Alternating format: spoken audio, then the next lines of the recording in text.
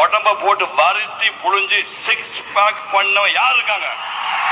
Hello friends, இன்னைக்கு நம்ம வீடியோவில் எதை பற்றி பார்க்க போகிறோம்னா, சிவகுமாரின் 6 பேக் பேச்சுக்கு பதிலடி ரியாஸ் கான் மனைவி போட்ட பதிவு, அதை பற்றி தான் பார்க்க போகிறோம். வாங்க வீடியோக்குள்ளே போகலாம்.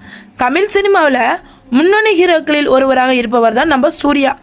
அவர் ரீசெண்டாக நடித்த ரெட்ரோ படத்தின் விழாவில் அவரது அப்பா நடிகர் சிவகுமார் கலந்திருந்தாங்க. அப்போ அந்த விழாவில் சூர்யாவோட அப்பா பேசிய ஒரு வார்த்தை மிகவும் சர்ச்சையை ஏற்படுத்தியது. அது சமூக வலைத்தளங்களிலும் கடும் ட்ரோலுக்கும் காரணமாக இருந்தது.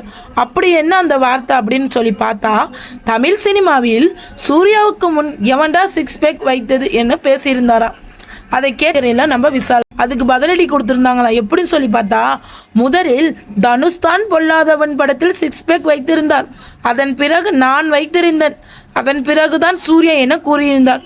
இந்த நிலையில வின்னர் படத்தில் கட்டத்துறையாக நடித்திருந்த நடிகர் ரியாஸ் கான் மனைவி தற்போது சிவகுமாரின் பேச்சுக்கு ஒரு பதிலடி கொடுத்துருக்காங்க. அது எப்படின்னு அவங்க இதுவும் பதிவிட்டும் இருக்காங்க இன்ஸ்டால.